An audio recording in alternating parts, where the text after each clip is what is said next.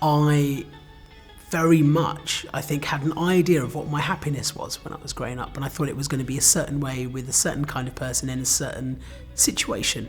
And it was only later on in life when that didn't work out for me that I actually realised, hang on, that the idea of what I thought was my happiness wasn't mine at all. It was to make other people around me happy. I'm Dr. Ranj Singh. I am an NHS doctor and a TV presenter and now an author as well. I went to school a while ago now, and the world and society was quite a different place. Homophobia and slurs like, oh my God, that's so gay, and things like that were commonplace. It wasn't unusual for people to use terminology like that. There was no talk about LGBTQ plus people at school at all, and if there usually was, it was usually with a negative sort of slant. So I grew up with attitudes around me that weren't very inclusive. One of the beauties of young people now is that they are far more understanding, open and accepting and tolerant of difference and diversity, and are far more inclusive than we ever were when we were growing up. And I think that's one of the wonderful things about young people these days. Grown-ups have a lot to learn from young people. It's not the other way around. Often I think we pretend that we know better, that we automatically know more and that we're automatically right, and often we're not. Young people are the most dynamic members of society and usually are the most understanding and inclusive, and I think we have a lot to learn from that, and that we need to nurture. We need to nurture that kind of attitude and behaviour amongst our younger members of society. But at the same time, our responsibility as grown-ups is to create an environment where those young people can thrive, where they feel like they're safe, where they feel like they're listened to and heard, where they feel like they're never going to get any judgment if they need help, where they feel like they can be who they are, and not just be who they are, celebrate who they are. Our job is to make them as happy and as healthy as possible.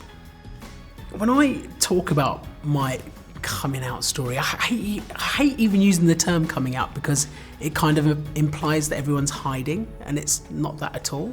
So let's call it like a realization.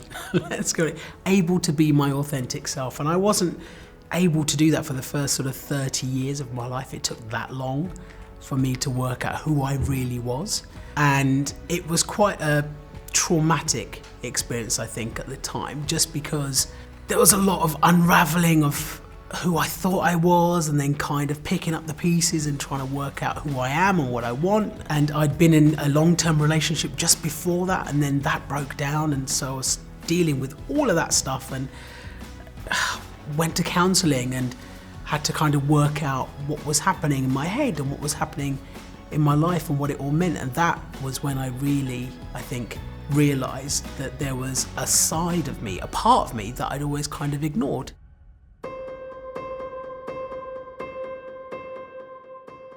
This is my letter to my 14-year-old self. Your dreams, hopes and needs are important. Putting yourself first isn't selfish. It's self-love, it's self-care, it's important. You can't put somebody else's oxygen mask on until you put your own on first. There is nothing wrong with who you are. You're already the perfect version of what you're supposed to be. You are never alone. What I want you to know is that there is always somebody there who is willing to listen and who is willing to give you a helping hand. Not every day has to be great.